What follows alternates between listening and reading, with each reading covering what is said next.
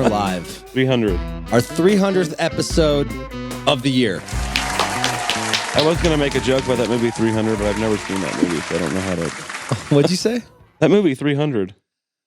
We are alcoholics! I've never seen that movie, so I don't have any reference points. Maybe I should... Is it good? It's good.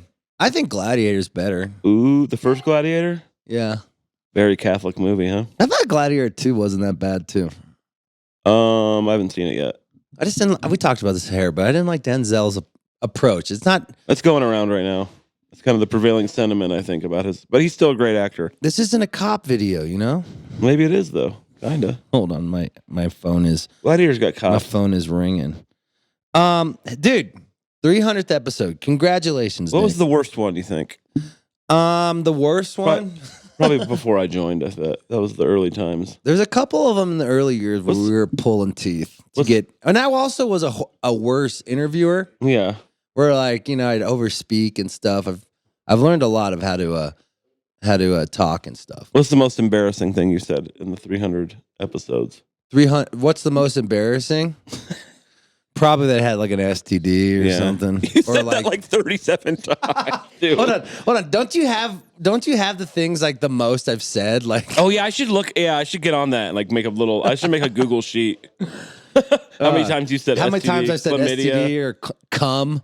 Oh or, yeah. or I do have access to that. I'm gonna I might like make a chart of it. We should do that for the award ceremony. Yeah, I'm gonna include that. I'll do a little portion for us for a 300 too. The award ceremony is next week. Right.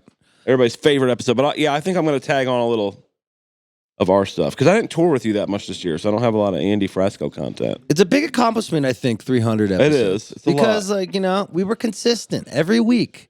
When we were strung out, when I was on tour, when you were gone doing trivia, we still stayed the course. So. Most people give up. Yeah. Most people give up on things. Yeah. Not us. me, not us. We have nothing better to do. We have nothing better to do than just talk on a podcast, baby. We do have a sick guest for our 300th Yeah, episode. and we have Sublime's Bradley's son, Jakob. Yeah. Who is now the lead singer and guitar player of his Sublime. band, Sublime. So everybody says Sublime, but he kept saying it Sublime. Sublime. Maybe that's what's correct. He would know. Yeah. It's his lineage. This was such a great interview. I thought this was one of the best interviews I think I've it might done. be interview of the year. Might be the interview We'll of find the out last next week in couple the years. We'll find out in the next award show. Ooh, you got a little interview of the year? Yeah. I got some funny ones. I have fast food restaurant of the year. I have. Don't tell me. I don't want to know. Well, I'm not gonna tell you who wins. But don't tell me. I want to be completely surprised. I love my fun. favorite episode is the awards I ceremony. might need your help for your venue of the year and your Andy Frasco market of the year because I didn't tour with you this year enough. So. Ooh, what about the Nick Gerlach sit-in of the year? Yeah, I'm working on that. Yeah, I'm gonna go through your Instagram and just see who else sat in with you. But I have all the awards laid out. I just got to get some of the, just some of the nominees. That's where the jokes are. So yeah. Well, I can't wait for that. But people love that episode. Yeah. Yep. Brought to you by Volume.com. Yeah. Volume.com, the best. What a segue. God. Segue. Volume.com. Thank you for getting us to 300 episodes. There was tribulations where we thought we were going to quit the podcast. We were tired. We were bored. I was bored. I remember having Yeti, and then Yeti just was that your first co-host? Turned into a weirdo dude. Yeah. You guys didn't get along. Okay, we'll finish the volume thing. We'll get back to Yeti. And then I had to do things by myself for the COVID years. And then a golden angel descended. Descended on the podcast. Whew. Hey, I'll come by for 10 minutes, see how this works.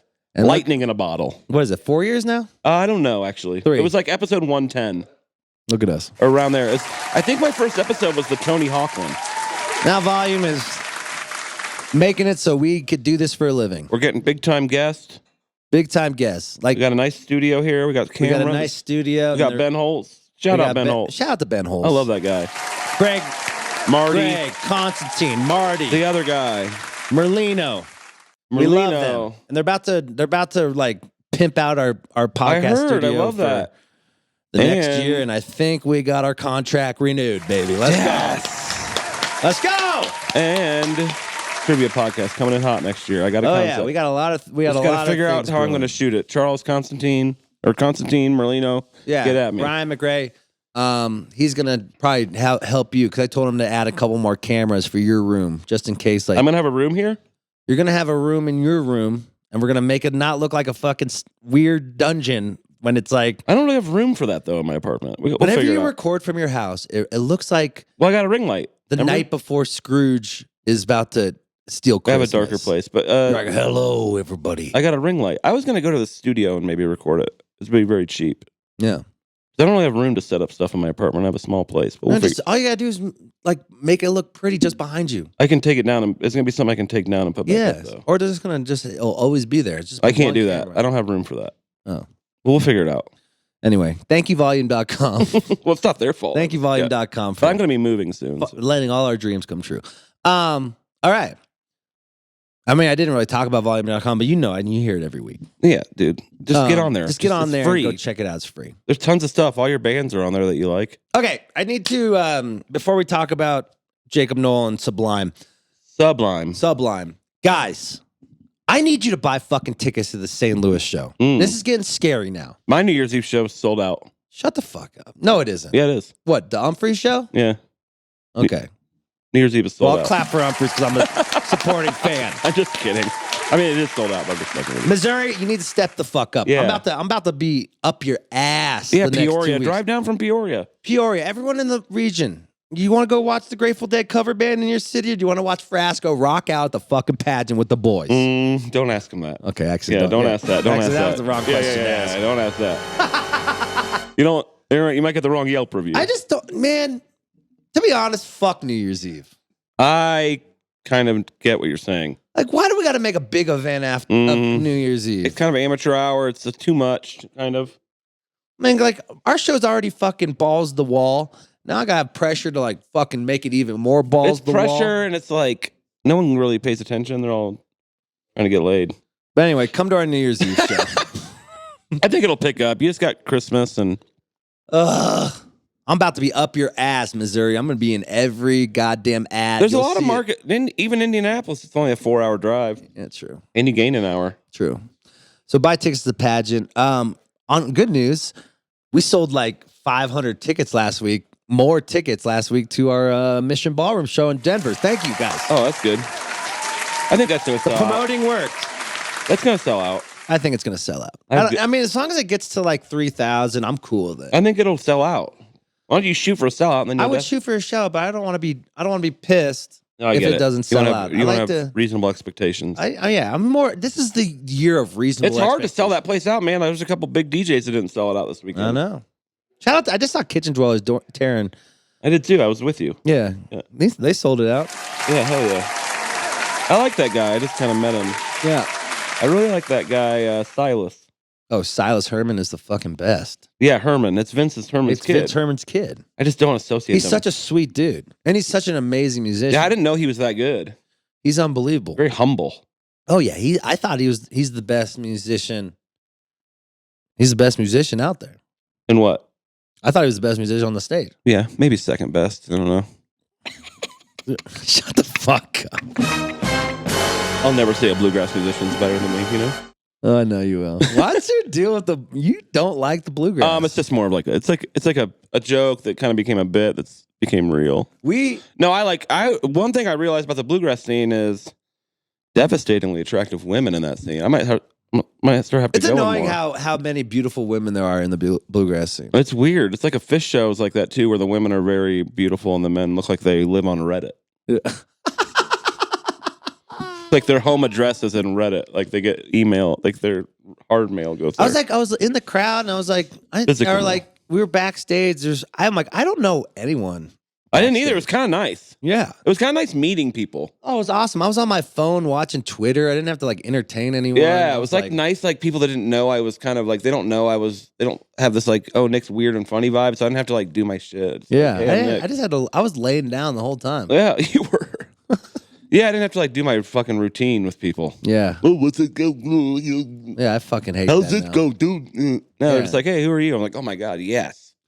Yeah, I'm nobody. I don't exist. I don't like turning on if I don't have to turn on. Yeah, for sure. And people like have this, I got this thing and just being weird online, Yeah. I'm like, I'm turned on 98% of the time. Also, when you play a horn, people just make stupid saxophone jokes all the time. Well, especially in the bluegrass scene. God. I was so thankful. I'm like, you need to get here right now. I know. I was like, okay, cool. And then they're like, okay, you're playing at 10:45. I just need, and we didn't talk the whole fucking night. We talked a little. More than we did on Friday at my show. My favorite part was when we were just sitting on the couch and we didn't talk. We were just looking at our phone. Yeah, that's pretty good. That's good. Fucking awesome. That's like my dream, dude. I love looking at my phone. And remember that one time when you went to the bathroom and I was like sitting in that room by myself looking at my phone? Yeah. The side room? You lost it. I lost it. You're by yourself. Your legs were crossed. Yeah. And you're just like, what? Reading your phone. You look so content. I didn't want to bother you. I get pretty content, man. I'm pretty content. Content and content.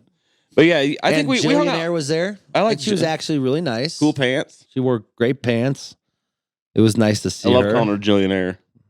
She was a good girl. She's a sweetie. I always think about her during the holidays. I don't know why. Because you're sappy. Because I love. I love love. You're a maple tree. Yeah, you love love. What the fuck? We hung out more at that show than my show, though. You were scared. I ain't trying to go backstage to that show. Why? You don't like me? Everyone is just so high tension. I know. It's like, Sean was doing his gig and like it's hyper focused. You doing your gig, you're hyper focused. It's like I'm not trying. Was it kind of fun to see me be hyper focused though and in charge? It's great. I love seeing you guys fucking have a fucking. Was it weird seeing me? Fuck out. Was it weird seeing me lead a band? No, yeah, a little bit. You're forcing jokes. No, the one joke was really good though. You got comfortable by song 4. Well, it was early because there wasn't enough people there in the beginning. Yeah. Yeah, I think like you had these jokes prepared. No, I didn't prepare anything. You prepared that insurance joke. Oh, the insurance joke. Well, I thought of it like on the way there in the Uber. Yeah. Yeah. I do it too. I mean, my fault too. Yeah. Yeah. No, at the beginning was a little rough, but you got more comfortable. It was a rough gig. When you're the opener, it's rougher. Yeah. The band people sounded good. Fucking filled in. It was great. But musically, it was fun to lead a band and like decide what everything. I never get to pick what happens. Why did Dragon Deer close? It's their show. I know, I'm not talking. I mean, I don't know. They hired me. You know what I mean? I didn't hire them. So anyway, we got Jakob Nowell on the show. They did direct support at Red Rocks. Oh, really? This summer, yeah. I like that guy, the harmonica player. He's I don't know who's who, but yeah, they were all nice. So, all right, we got Jakob Nowell on the show. Happy 300th episode. We did, guys. I just want to say, we got to remind him about the voicemail. What was the $300 thing again? We're giving out $300. Anyone who voicemails the podcast and gives us the best voicemail, why you think you deserve this $300. Yeah. Or any advice if you want advice too. If you want advice and the best thing you're asking for advice for, we'll get $300. It's in the description. The phone number's in the description, guys. In the description. Not hard to find. While you're down there, add and subscribe to the podcast. Yeah. We got to rev up the engines a little bit. We came 13th in the country. That's good. We did. We came 13th. Guys, we're 13th in the fucking country in music podcasts. Pretty good. That's top 13, I think. That's top 13. I think. Lucky number 13. But I want to dream bigger. Ooh, let's go for 12. Let's get to 9. Let's get to 9 or let's build a studio. I want to have my own studio. I don't want it to be in my house. What's number 1 in our category? Oh my God, that'd be so great. If we had probably like Joe Budden. If we had a fucking studio that wasn't at your house, God, that'd be sick. Oh my God. Somewhere we could just play. And just somewhere we could just play and not. It's always set up. We don't have to fucking. Can you go sit at the studio? I'm on my own flight home. No, I don't mind. I really don't mind doing that. But yeah, that would be nice though. Somebody could just pop over at 1 a.m. and make something. Yeah, if they're in town, we could just say. That's what I'm kind of doing that because I know it's going to take us a couple more years before the plug and play thing. Yeah, but shout. Yeah. All right. Sublime. You know this band? Have you heard about this band? Yeah, they were real big in the 90s. Yo, Chris, play some Sublime. And they're big again. I mean, the headline Coachella. Chris, play some Sublime. Play something. I didn't realize I wonder who played trombone. That Sublime was only selling 900 tickets a night when Bradley died. Yeah, that record kind of exploded after he perished. That's fucking wild to me. Yeah, I didn't know that, which just kind of changes everything. So we had Bradley's kid, Jacob, on the show. He was fucking awesome. I knew he was going to be awesome because John Shields, they became really close, and they did that collab together with Killer Mike. And Little Stranger took Jacob on the tour with him. And he was saying, like, this motherfucker is a bad motherfucker. I thought this dude was still hopped up on drugs. He's sober. That, or I was worried he was going to be like a weird, rich LA Nepo baby kid. Yeah. Because I didn't know anything about him. Yeah, I didn't know. I mean, I didn't know anything about him. It's on me, but it's also like, how am I supposed to know? Yeah. It's fair to assume that. A lot of people in his position do turn out that way. Right. But he was the opposite of that. He was cool. He was really down to earth. Great hair. And he was giving us the inside scoop about, he gets a little... He gets on the cheese whiz, but he didn't. I'm glad someone's finally fucking being honest. But he wasn't like mean. No, he's just, when some of these kids, you get in these big bands, they start becoming media trained. Yeah, media trained press hose. That's how he wasn't like that. They listen to their managers too much. Managers are always telling you, because managers don't want to ruffle feathers, but because managers are nerds and they don't realize that ruffling feathers in interviews is kind of good. That's why people like to break news on the World Saving Podcast. Yes. We don't judge. Yes. We'll judge you when you're off the show. Yeah. I don't judge. He didn't say anything mean or bad. It's more about managers just want you to Disney-fy everything you say. Or I know. Well, that's what's making fucking news sterile. Yeah, it's boring. That's why every band is like, when they blow up, they're like, all their interviews are so boring. Don't listen to managers. Stop listening to managers. If they were cool in interviews and they knew what they were talking about, they would be in the fucking interviews. Oh, God, I love when you get turned up like that. Thank you. Well, just like some guy's never done an interview telling you how to do media. Right. You're not interesting. Right. Do my numbers. Okay. Happy 300th episode. Guys, from the bottom of the heart of all I'd like to thank our staff. I'd like to thank our crew. I'd like to thank the podcast boys. Because you have an MBA? Group text. Shut the fuck up, Nick.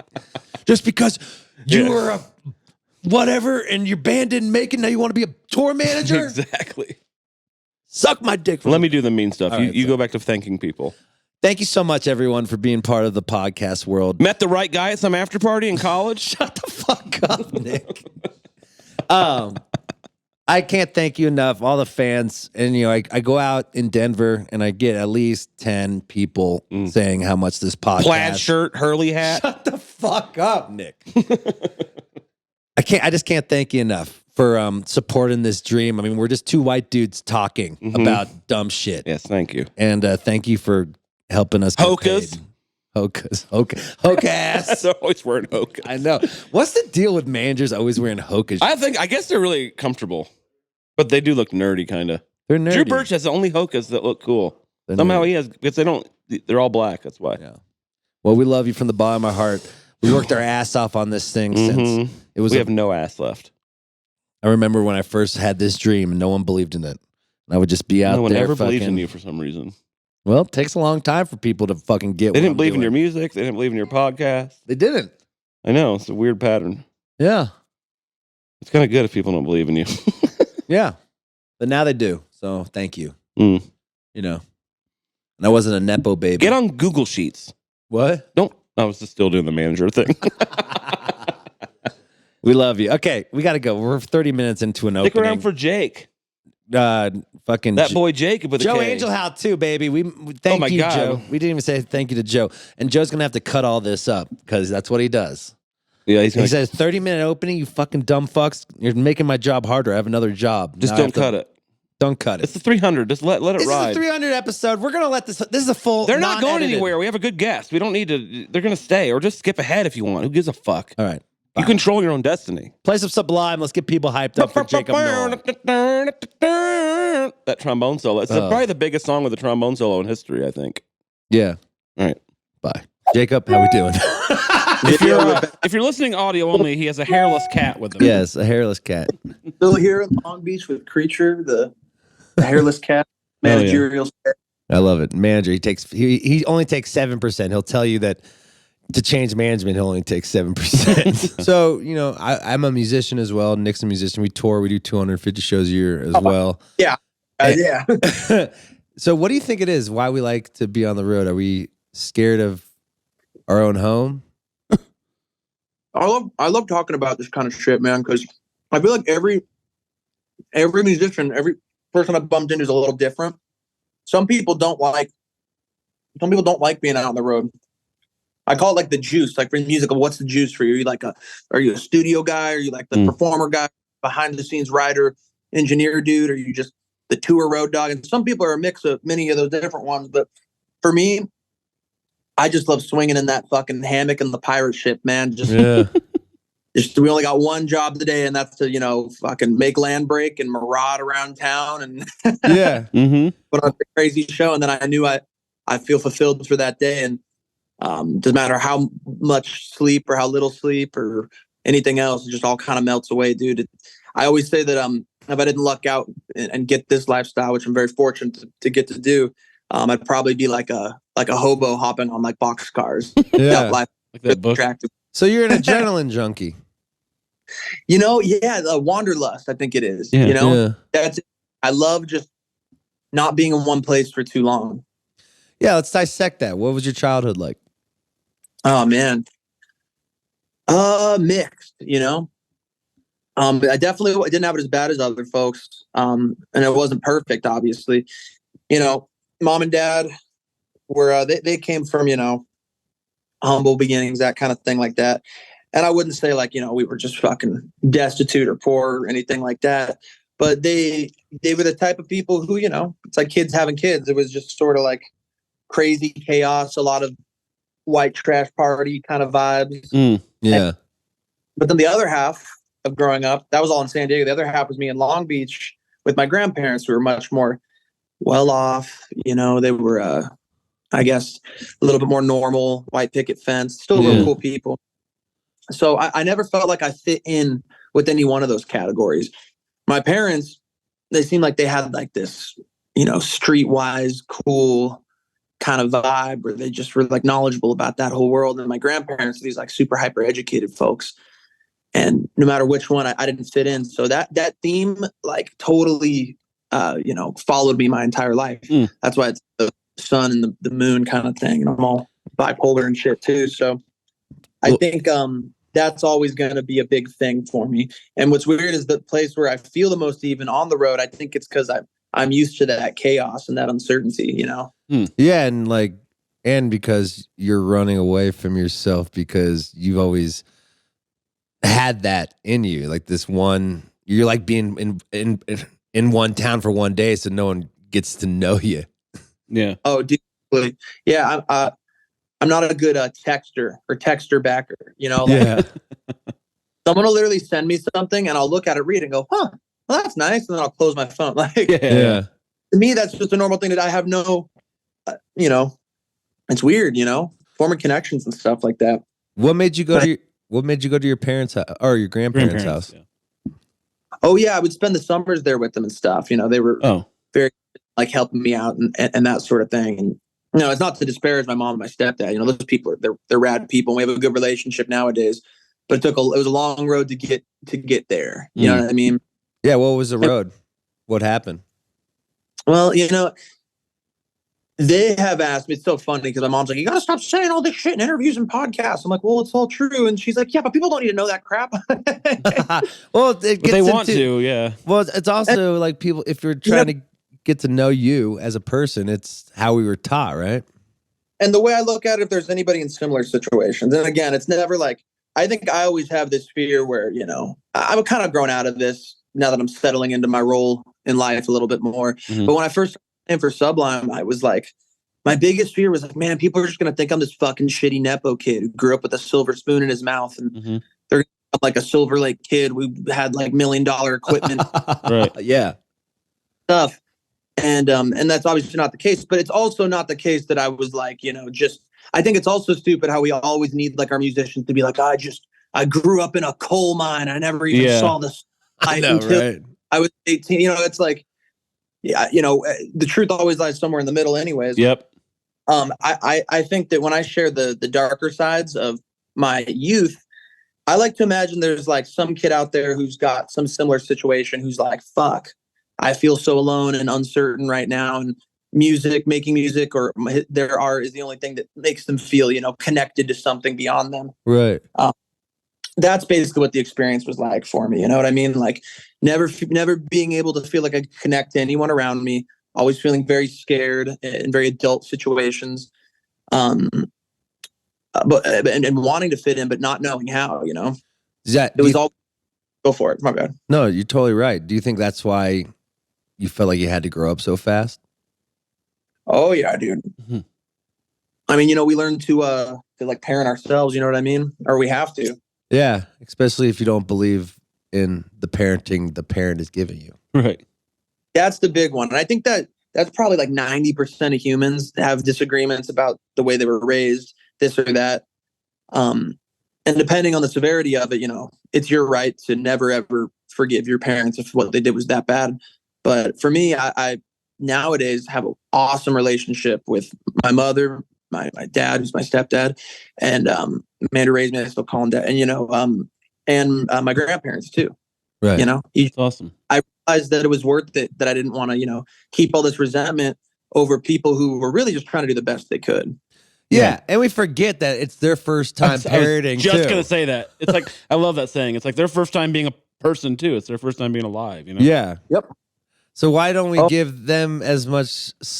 We don't give ourselves enough slack because we give everyone else a chance to fucking do better, but we forget about ourselves. Why do you think that is? It's a tough one, man. Yeah, you mean cutting ourselves some slack? Yeah, why can't we give the same slack to ourselves? Why are we so hard on ourselves versus giving everyone else this slack of not keep on giving people second chances and third chances and fourth chances? Yeah, I completely agree. I've had to deal with that a lot too. I'm very fucking hard on myself. I always figured it was this sort of like, I don't know. Like I get this anxiety that if I don't,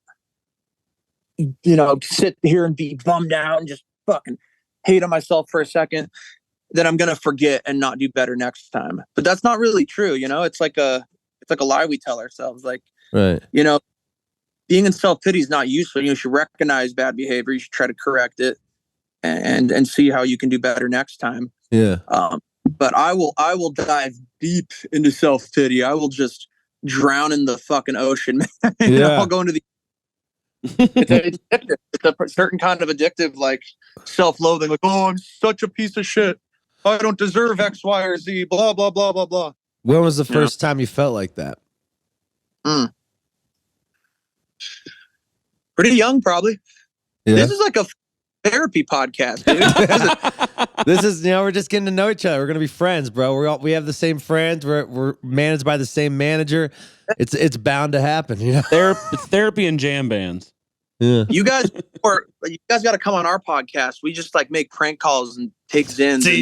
We'll get into the ketamine and the dick jokes here soon. But yeah, don't worry. Don't worry. We gotta find out about the trauma first. Yeah, so that makes it funnier if they're based on the trauma. Well, isn't that the best comedy? Making fun of ourselves. Tragedy over time. I like getting deep, man. Yeah. So I'm just curious, like, I read about you and I was wondering, like, what made you go into just drinking at 12, Oh, Jesus, man. Yeah, that was the very beginning. Again, I think it was trying to fit in and stuff. To tell the truth, it's just the best thing ever. To all the young people listening, I'd say just drink and do all the drugs possible. Get it out of the way young. Get it out of the way. Wrong. Yeah. I got young. Yeah, I'm fucking 7 years sober, coming up on 8. And wow. Getting sober is the best thing that ever happened. And you can't really get sober if you never had a drug problem. So it looks like drug. Yeah. You'll either die or get sober and have an awesome life. So just roll those dice. I guess that's good advice. No, but I hear you. I get it. I mean, I started playing music when I was 19, and I've been partying and going through it. And I was wondering, you turned 21. When you're 21, basically, you went sober, which is crazy to me. That's when most people start. That's when most people start rocking drugs and shit. So like. Yeah, I had about 7 good months of being able to legally buy liquor. And I remember it being sick, dude. I was like, no way, you can just walk in and buy it now? Yeah. That's the grocery store. Fucking hassle to try to get as much booze as I wanted. Drinking was probably my drug of choice. But I did everything under the sun. Mm. Which one did you like the most? I'm an uppers guy. Cocaine? Speed and cocaine, yeah. Speed. It went really good with the drinking. Yeah, because you keep drinking. Yeah, keep going. Yeah. So, what was the day when you finally realized I had to stop all this shit? Do you remember it? Oh yeah, man. Fuck, dude. So, this starting, man. Yeah, I was 12. All the adults around me were doing that kind of stuff, and they thought it was cool. Now here's a big part that I actually really want to. It's good to kind of have this documented or whatever. My dad, who raised me, he had this because that's how him and my mom, got to bond with their caretakers in the 70s. Families where that was okay to drink and do drugs with them too. And so maybe they remember their childhoods were far worse and far crueler than mine could ever imagine to be, is really what I always try to get at. And so I think they remembered the only good times being those times when they could share a joint or a shot with mom or dad or whoever it was, respectively. So when it came to the point where I was curious about trying drugs, they were still obviously like, having fun partying. My dad's philosophy was that it would be hypocritical of him to bar me, who he essentially saw as now a young man, from having those experiences if that's what I thought I wanted for myself. Now, that is very controversial. I don't know if that's what I would do with my kids. I don't have kids yet. I can't speculate about the future. But I do know that while part of me resented him for a long time, I wouldn't say he introduced me to it because I was going to try that stuff anyways. I actually ended up respecting him a lot more, and to this day, for keeping it real with me 100%. It'd be different if he was a sober dude telling me it's okay to do drugs. That would be equal. But he was just saying, hey, this is my life. This is what works for me. And, if you're curious about this stuff, then I'm not going to stop you from doing that kind of thing. You're responsible for raising yourself, basically. Exactly. And I think for the right person, that in a lot of ways, that's what worked for me. And I'm happy it turned out that way. And when it stopped working is when I realized that I couldn't really be that guy. I'm not a functional drug addict, and I'm not a functional drinker in any way. And it was the day I realized I really needed to stop stuff, because I had a bunch of, quitting and going, everybody does that. Like, I'm good. I'm 30 days sober, all this stuff. Right. I was 21, and it turns out drugs have like really bad health side effects. Who fucking knew? Yeah, right. Oh, okay. Yeah. That's why I didn't sleep my brain's last night. going crazy because I just took a bunch of speed, for 10 days straight. No wonder I'm tired. Yeah. Yeah, literally heart palpitations. I'd have seizures from when I try to stop drinking because I was so. Holy shit. But yeah, delirium tremens, seeing shit, all that stuff. And I was like, I remember being on the floor of my grandparents' upstairs bathroom and realizing how close to death I was, and finally making it out of that, coming out of a blackout in a treatment center, and just being so grateful to be alive. Like I'd gotten too close to death. That's what worked in the beginning. That first year was just afraid of dying. Yeah. I really didn't. But that's not enough for everybody's got a different one. You know what I mean? Some people, they just wake up one day and they're done. Some people get into a crazy near-death experience. Who knows, But for me, that's when it really hit me. Like, okay, I need to fucking do this. I need to get sober. I'm going to fucking die at 21. Would you go to rehab? Yeah. Detox. How long did that last? I did 60 days of inpatient at a residential, no electronics, no nothing, no leaving. It was a trip, dude. Really trippy experience for a 21-year-old. Because, I was not your average 21-year-old either. Like, I didn't have any adult skills. Right. I didn't have worldly, useful skills at all. And that was by virtue of just, being a hapless drug addict. Right. I had certain advantages and certain disadvantages, like anybody else, I think. And then I did another 6 months in like a sober living and did like outpatient, IOP, intensive outpatient. Oh, wow. And now I'm an AA guy. That's what works for me. But I'm not like a sobriety, treatment, recovery, AA Nazi kind of dude. Like, I'm actually a huge drug advocate, which sounds weird and counterintuitive. But obviously, all things blah, blah, blah need to be within good reason and that sort of stuff. But they're just simply incredibly powerful experiences. And because of that, they cannot be, by their very nature, controlled. You're never going to be able to stop people from a certain type of people from wanting to experience that. It's just a part of life. For me, it's not just about like education in school. That should be a given, of course, drug educates. But it's so hard to make that not square. No matter how good. Hey there, fellow youngins. Let me tell you, whack to do drugs. And it's like, that always is going to seem phony, and it's only serves to keep the people who are already not going to do drugs off of drugs. It's not going to. What I think is most important is mentorship. And so that's not from your own family. That's from your older friends. Right. Your older homies would be like, I remember a big reason I never tried or never got super into inhalants for whatever reason. Out of all the other crazy drugs, I've done them a little bit, but I remember one of my buddies was like, "Dude, are you really fucking huffing nitrous?" I was like, "Yeah, I did at this party." He's like, "You know, that's just gonna make your fucking brain pop, right?" Right. And it's like I kicked and party with, and I was like, "Fuck!" My older homie Taylor thinks that's lame. I didn't realize that was the lame thing to do. Like, you almost gotta like aim your younger homies. Yeah. Giving them good knowledge, because then you realize your older friends are, it just have to. So that's more of a message to, I guess, people who are friends and have younger friends and stuff like that. You really need to become that mentor, and I guess that role model. I hate using that word, but who is your mentor going into rehab? Like, did you meet any guys in AA that? Yeah, I have a sponsor, man, Johnny Santos, man. Let's clap it up to Johnny Santos. Johnny, let's go, Johnny. Thank you for everything, man. I know you did it because you fucking just did it, man, and I really appreciate it. I really don't think I'd be sober if we hadn't met. All right, still to this day, like I don't think I had have, and I wouldn't have met him without Ken Denson, one of the best tour managers in the fucking business. His name is Worldwide Ken Denson. He's for everybody's favorite band at one point or another. I think right now he does REO Speedwagon, and he was always not only a mentor with me in sobriety, but a mentor in me starting into the music industry through sobriety. So I really lucked out, man. That was the luckiest part, not how I was born or what I got, bumped into, this and that. Like, for me, it was meeting those right people. And I hadn't even made that connection. I guess that's good mentorship right there. Some older friends taught me the way.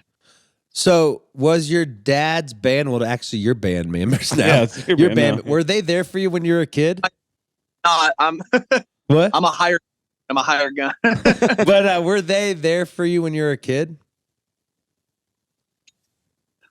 They were around at times for sure. I remember them at my grandparents' house, or, seeing Bud when I went to, it's funny. We all worked at this. We all had the same like first job, or one of my first jobs. Like I worked so many fucking weird jobs because I dropped out of high school so early.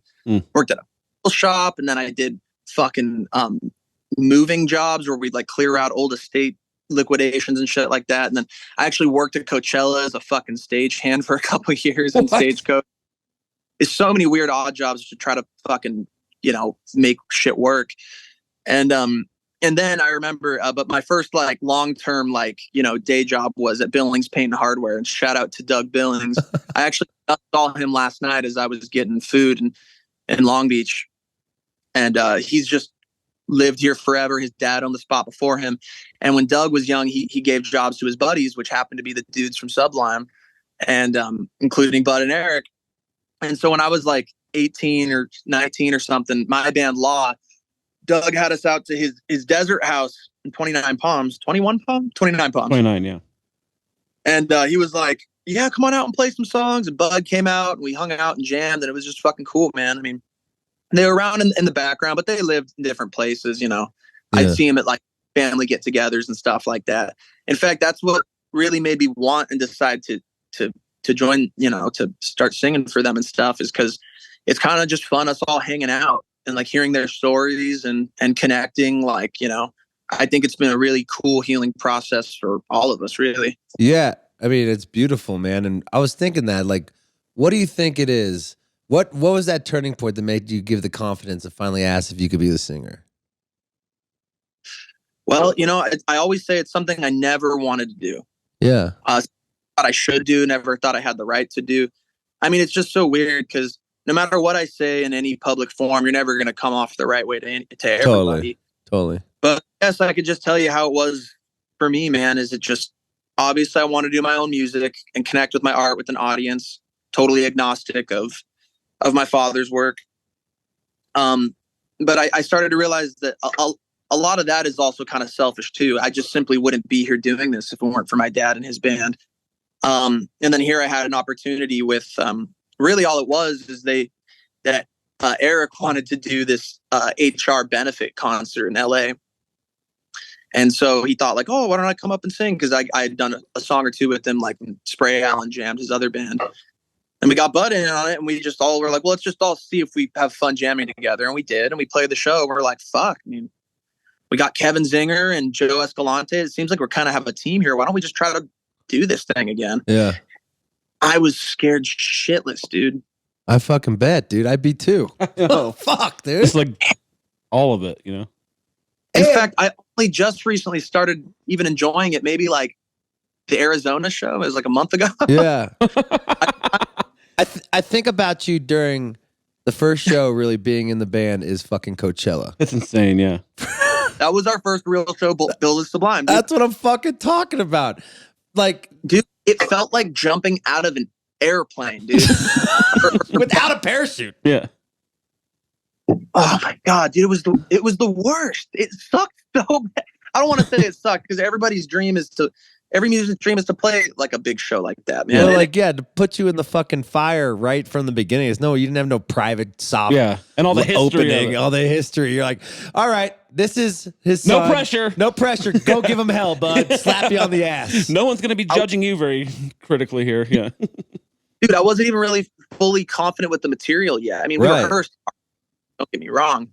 And, but it takes a while. They're not my son, and it's not really, I think my voice naturally sounds like my dad's sometimes. And I love it when people tell me, oh my God, you sounded just like him. Cause I'm like, okay, thank God I'm passing. Like I'm barely squeaking by. Like when you learn another language and people are like, just barely understanding you. I'm like, okay, thank God I'm sort of making it work because I can hear the parts where I don't sound anything like you.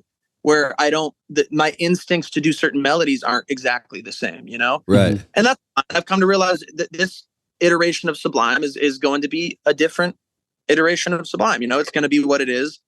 No one can replace my dad. Fucking bottom line, period, you know? Right. That's why I say I'm the lead singer of Sublime. Like I sometimes sing songs for my uncles and my dad's band. Like that's...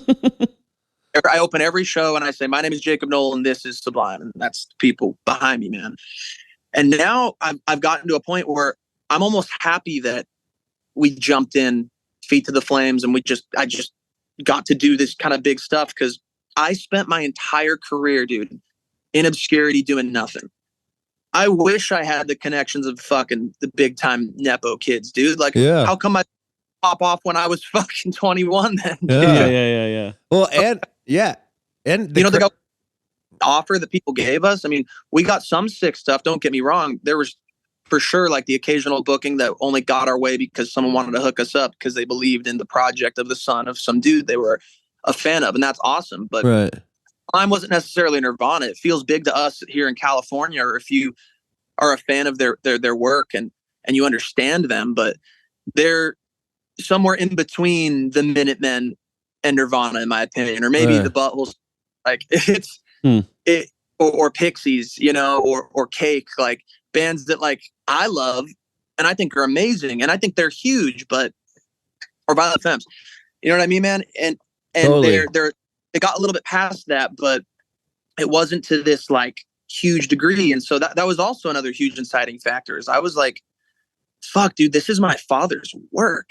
This is what he died for. He died for his craft, dude, and he left behind so many amazing gifts for me. I spent all this time like resenting that I was never going to step out of a shadow or something, and not wanting to use any of that association at all, to finally realizing that, you know, I need to accept who I am, where I came from, and pay my dues.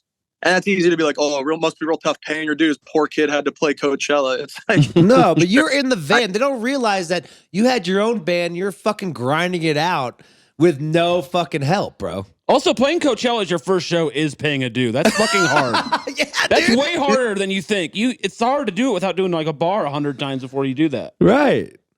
You know, you don't know how many times I try not to read comments anymore, but like, I thought I got that first show. I thought I got the What I Got solo pretty good. Not the fucking. I definitely didn't get the Santeria solo down, but I thought I played What I Got pretty. I thought I got right.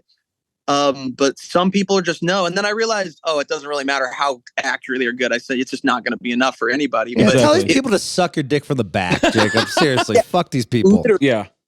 And no, but I respect the criticism because it helps me grow as an artist at the same time. But I'm just like, that was my point though, is I'm playing, I look over, there's giant Jake on this giant thing, and I'm like, everything's being recorded in 4K and being exported in fucking lossless wave files. It's like, oh my God, this is crazy. Thank God I'm good looking. Yeah. Yeah.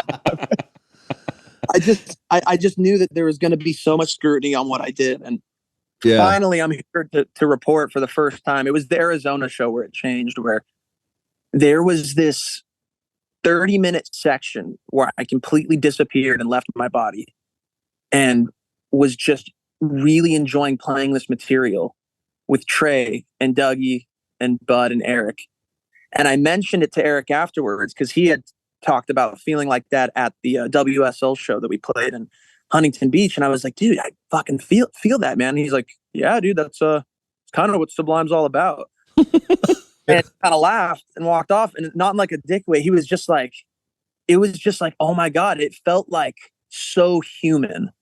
I mean, how lucky is it that these three basically random like punk rock, beachy, Long Beach dudes made music that even got to this fucking point, man. Right. Mm-hmm. So I spent all this time just stressing about wanting to achieve some kind of fucking fame or success so I could get validation for my music. Right. And playing Sublime and popping that cherry for me before I was ready for it almost demystified it for me in a way that at first was disillusioning and scary and a bum out. But now I'm stoked on it because I realized all those things I were chasing were not real. It was fucking fugazi. It was fugazi. It's in your head, baby. It's in your head. It was all years. I realized the real important things that matter is that connection you feel on stage when you're performing with other musicians and the experience that you're giving to an audience and those memories that you get to create for people. So the learning lesson of all this or the resolution was for me to create my own record label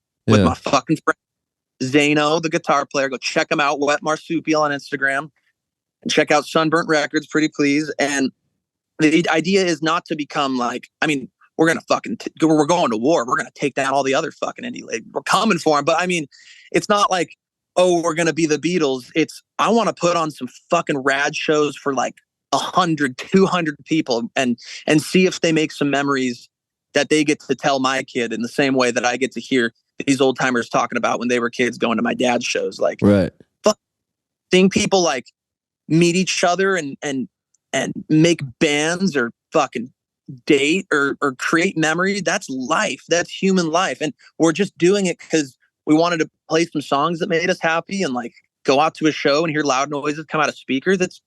It's so simple and fucking cool. And the more that we just have fun and goof around with Sunburnt and try to use my platform with Sublime to promote my friends' music so that they can get the recognition that they deserve, that they're craving. I want them to be able to get to that stage where they get to peer behind the fucking veil. Totally. And then they get to be the ones who stand up there on that Coachella stage for their own music, for their own right, and say, God damn, this is trippy. Yeah. So I got a couple questions here. First off, the reason why you finally felt good about it is because you're finally comfortable. I mean, you're new to the fucking thing. So Arizona probably was like, okay, I know these songs. I know these songs. I know this rhythm. I know how to have my own piece in this diagram that is Sublime. You know? Exactly. I figure out where I fit in now. Yeah.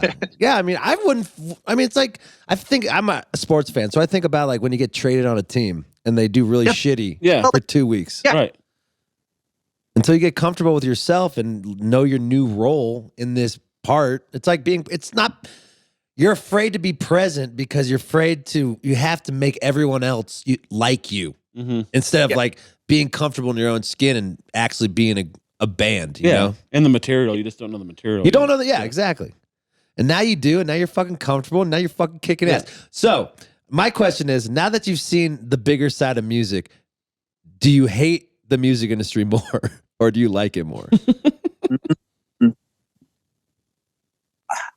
I would say that's the Sunburnt Expeditionary Force is going to war, man. That's what I'm talking about. A lot of parts of the industry are totally jive. Like they're not, you know. Yeah.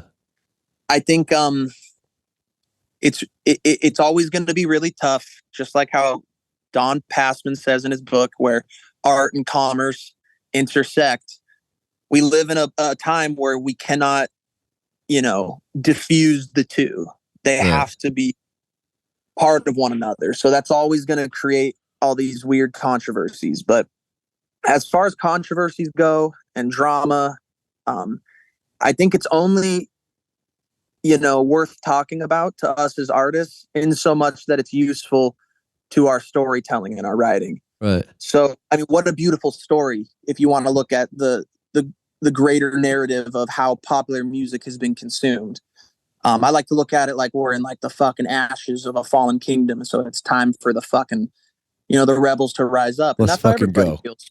Yeah. Yeah. Dude, when you're young and you want to fucking make some noise and do some crazy shit. And I want music that makes people want to fight and fuck and cry. And, that's the kind of the people that I like to sign and to work with in the stuff that we do. Well, there's your dad in you. See it happen. So as long as there's people that want to come out to live music events, I feel like we don't even need an industry. You know what I mean, man? Like it's tough, but I have to remain optimistic. Yeah. Yeah. I'd be jaded as fuck, bro. You already are jaded as fuck. I am, but if in his position, that's what I'm saying. I've been on tour 15 years with my band, and I'm jaded. I'd be even more jaded if how much pressure they're putting on this fucking kid. Yeah, it's like being Peyton Manning. Tell him to suck your dick from the back, Jake. I'm gonna say it again. Everyone talking shit about my boy, my new boy. We're gonna be friends. We're fuck fucking off. boys. Yeah, tell him to fuck off. Like, and leave Bronny James alone. And leave Bronny James alone too. LeBron James kid. No, but so I think about this, bud, because you want your own legacy, and you're gonna have your own legacy, and this is great. This is like got to be a soul fulfilling thing because you really never had your dad. Your dad passed away so long ago. Like, oh, dude, you were 11 months old, right? Mm-hmm. Correct. So you kind of don't even remember him. You just know the stories. It was always through stories. So is that why you always went to his last show he had? The venue? The venue? Yeah, dude, exploring the Phoenix Theater. I mean, like I said, there's a great fucking story. There's some drama to this whole thing. I mean, that's what makes this such an interesting story that I get to be a part of. Right. I mean, we're always looking for purpose and meaning. I just want to tell anybody out there who feels like they're devoid of purpose or meaning right now, like you can fucking find it and you will. It took me 29 years, but in a weird way, I think that's what I was looking for going to that theater. Why'd you keep going there? What was in your head?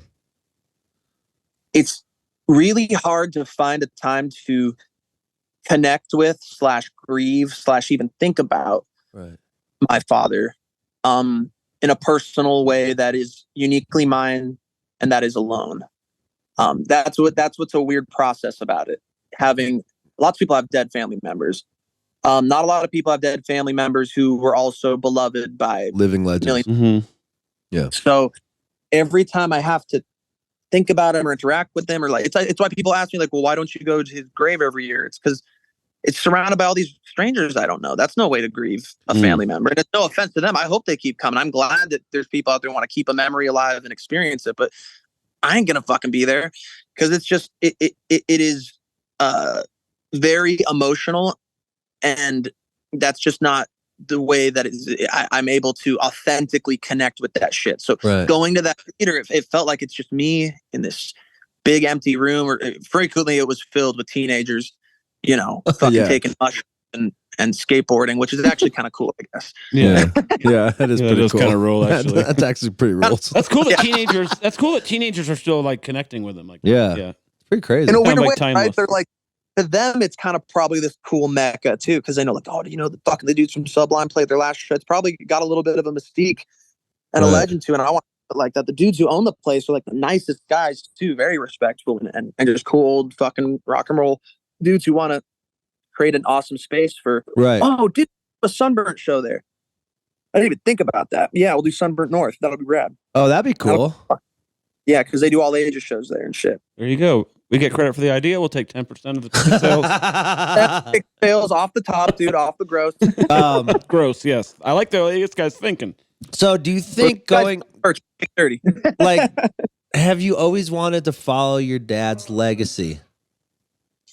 It's like this weird fucking anime protagonist adventure thing. Like you hear all these stories about him and you want to chase that. You're so many ways searching for your dad in the things that he must have done, whether for me that looked like drugs and sex, drugs and rock and roll, sex, drugs and rock and roll. Just that. And then there was so much like lore and mystery and drama. And it was like this fucking medieval quest, man. And I think that's what I was searching for is a way to, without knowing I was searching for that really. And so, oftentimes I'm like, man, I should have just fucking been a writer or a chef or a or done something like that and then just not picked up the mantle. But I guess I was always heading in this direction, whether I wanted to admit it to myself or not. So I have to just live like a most authentic version of myself. And man, finally feels like I'm getting there a little bit. Not every day. There's bad days too, but of course. We're about to go closer to the sun in fucking Mexico. I never played outside the country before. Oh, hell yeah. That is going to be rad. It's going to be awesome, man. Now, I think about also, what's your relationship with Rome? Ooh, let's get controversial, dude. It's not about being controversial. Don't. No, I wanted to tell. I think a lot of stuff kind of got taken out of context, or it was a time when I was maybe more emotional about it. Right when the transition was happening, and like there was all these kind of like headline. I say headlines, but I'm like, it's not like we're fucking, Drake and Kendrick Lamar. Like, it's not like who really cares except for a select few, people. But yeah, dude. The thing is, I never want to give the impression like I have more of a right to fucking. Who cares? You know what I mean? It's not. I was. Here's the difference: is that I was asked to do it. You know what I mean? Like, right. Okay, see, anything I'm gonna say is gonna come off shitty towards the guy, but like, no, I have to keep it a buck.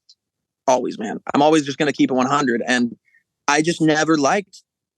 Again, it comes down to grieving and dealing with the loss of a loved one, and when you see someone else on stage singing those songs with calling himself essentially and trying to market himself as the name of that band, sucks, dude. It really fucking hurts, and no one can tell me shit about that. Like, I'm sorry, but like that's what I'm not always going to say what the correct media training thing would be to say about that, because that part of it sucks. So when we wanted to just do Sublime again, which should be a totally uncontroversial thing, it comes out of no entitlement for me to like take over his position or like beggar him or like try to make them go broke or mess with their shit. Like, what the fuck? Like, I don't. Right. That has nothing to do with that. But it will have to be an inevitable thing that comes with the territory, because Bud and Eric are Sublime. Right. Wherever they're playing, that's what the band is. I think there was a lot of this media look where he was like, "Oh, they're just kicking me to the curb because Jake and the boys want to do Sublime, and it's just fucked up because I have faithfully kept these songs alive for all the fans." Like, no, I disagree. I almost said the media training thing. My manager's gonna be so pissed at me. No, I won't. This is actually better. This is you're talking it out, bro. Yeah, like, yeah. Dude, fuck what everyone thinks. What do you think? Yeah. Like, who cares? This is truly how I feel. And dude, I don't know him that well as a person. The few interactions I have with him didn't leave an amazing impression on me. But I'm sure he's a good dude who is a family, and I personally happen to think he's a great guitar player and singer. And he played those songs good. He can sing them a lot more accurately than I can, and a lot of times, man. I lucked out because I got the fucking larynx. I fucking related to the original singer. Like, it's not a contest of who can be more Bradley. You know what I mean? Like, we had a different take and approach. I'm going to sing them like how Jake sings them. And it's not because I'm trying to do that willfully. To the fans out there, I'm trying very hard to learn the songs and the melodies and the riffs. They're very difficult, but they're very fun to play. And I feel very lucky that I even get to be in this position. But it's not a contest. I don't think I'm more deserved. I'll put it like this. If you guys have a singer you like who you think you'd rather perform the songs, I'll have him go up there and do it, dude. I don't fucking need to do this.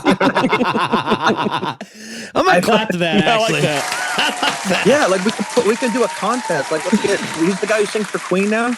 Yeah. People seem to like Adam Lambert or what about that? What about Yeah. that Filipino dude who's in like Rush Journey? or Journey. Yeah. Yeah, dude. Yeah, dude, Rush. singer for Alice in Chains. Like, it's not uncommon. It does happen. The difference with Rome is that it was not a consensual thing. And in a case of Alice in Chains, that's Lane Staley's band, really. At the end of it. I mean, not Lane Staley, my fucking God. Who's the guitar player? God, I can't think of his name. Oh, Jerry Cantrell. Right? Cantrell. There. Yeah. It makes sense because that was that kind of thing. If the bandmates wanted the thing to happen, well, that's the band then, dude.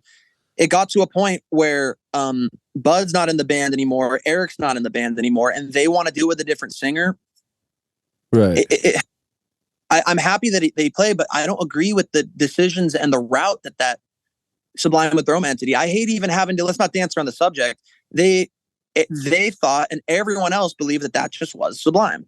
Right. The reason they were called Sublime with Rome because it was not consensual. Like, me and my family didn't want that to be Sublime. It just didn't feel right in any sense of the word. Right.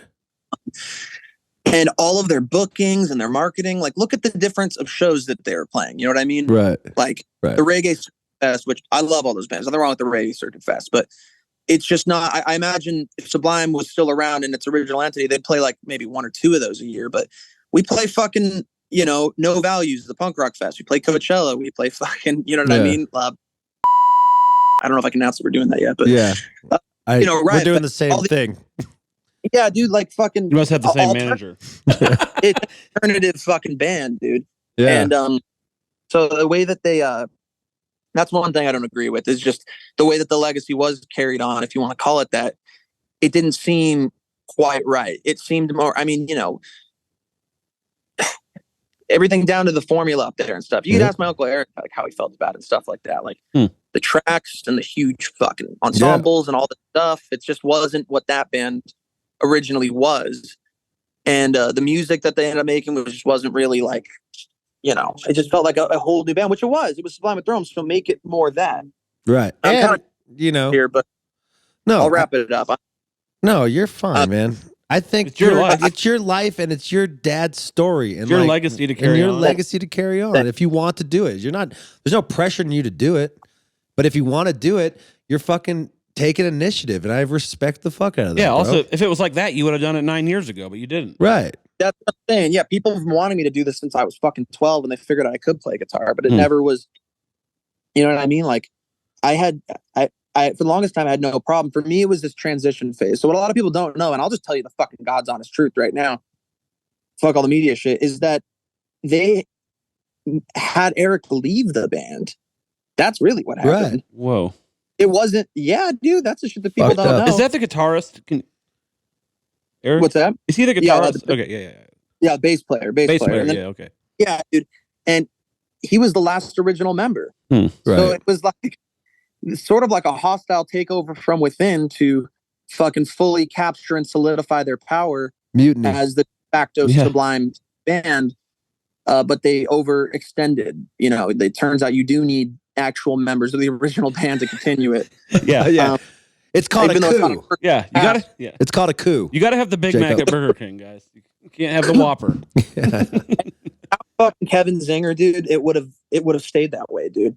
He was the one who really was able to mastermind and get all of our troops into position to get back what is essentially rightfully ours. And I'll never forget this fucking phone call I had with Rome while I was on tour. I guess it was at the top of this year. Fuck. It was in probably January when I was in DC after a show I played on tour with G-Love. And I had this call, and we were supposed to just talk real nice and civil and just say, I wanted to know. And he's probably got his own version, dude. Like, I'm never going to fucking, I don't really feel like, oh, fuck this dude, he's a piece of shit. No. Not at all. He has not screwed me over in any fucking way. I just don't agree with certain things. It's fine to not agree about certain things with guys. And I don't agree with the way that he handled this, because I was just like, hey man, I just wanted to go over, we got a lot of media press stuff coming up, and just want to figure out how you want to, spin the story and stuff like that. And then that's very respectful of you and mature of you, Jacob. Dude, I swear to God, he might not remember it like that, but I wish I had it fucking recorded.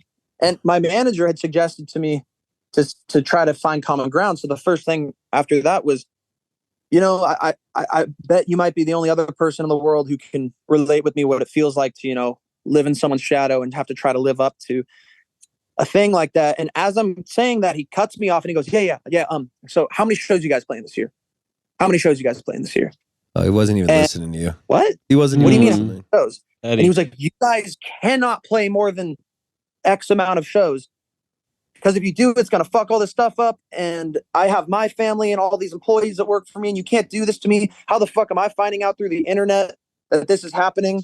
And bro, trust me, if the roles were reversed, I'm sure, you know, he was probably freaking out. His whole livelihood. I'm empathetic towards that cause.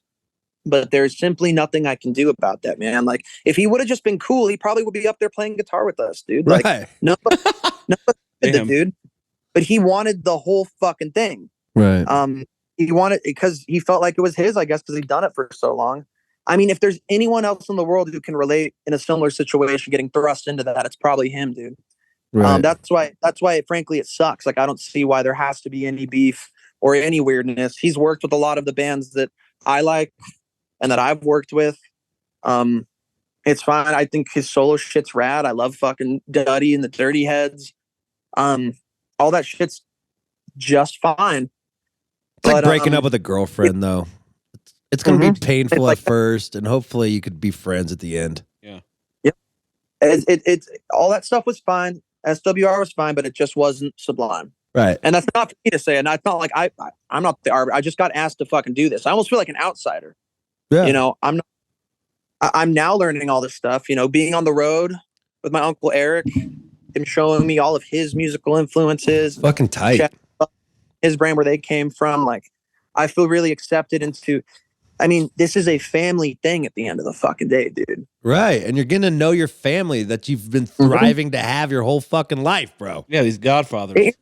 When people say, oh, SWR was keeping the dream alive for fans, or they were keeping the music alive. No, the fans were keeping the fucking music alive. God damn it, dude. Yeah. Right.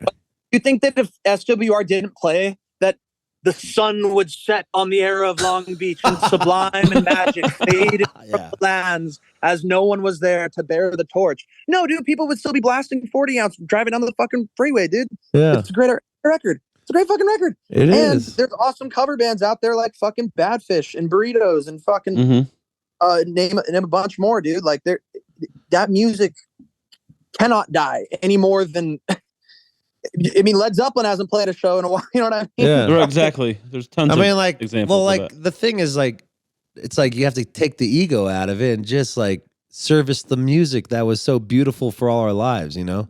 That's what some people aren't doing. Yep, exactly, man.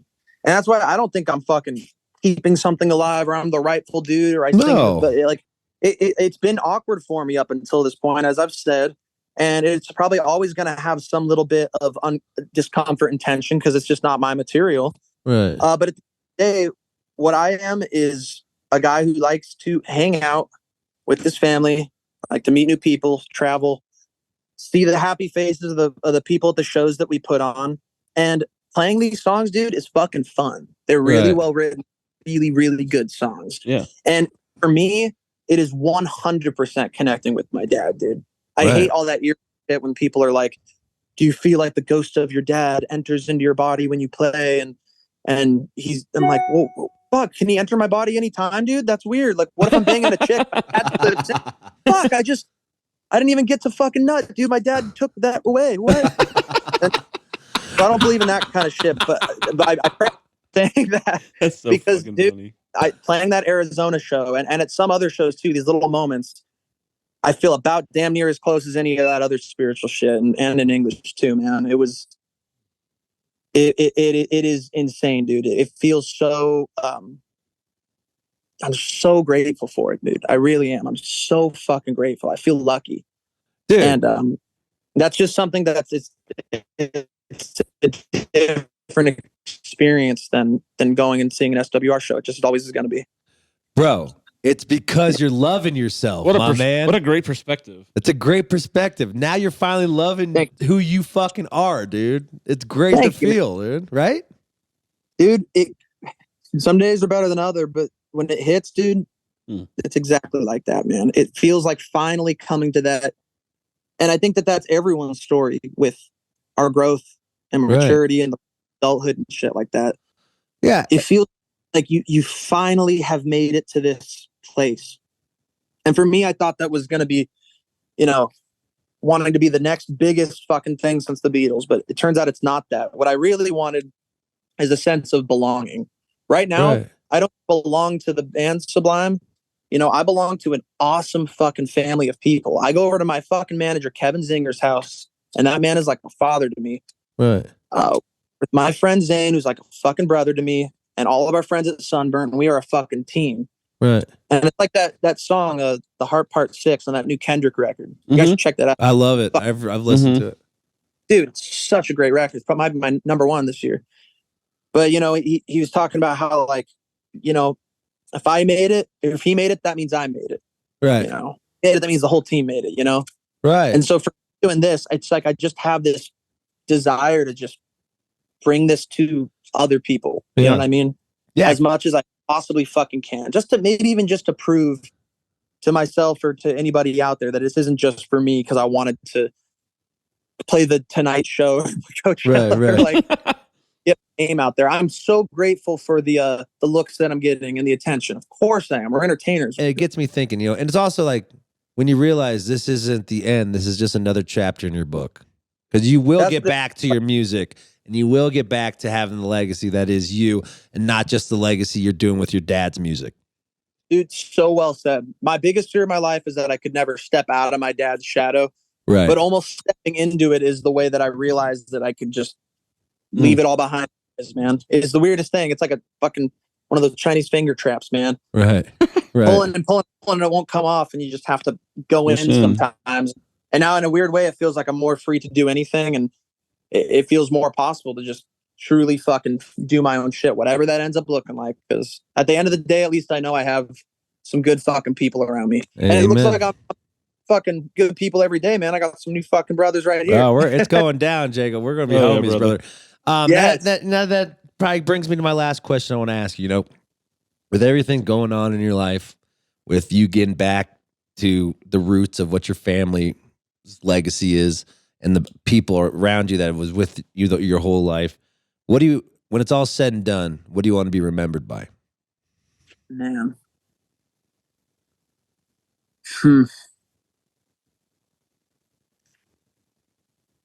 What do I want to be remembered by? I mean,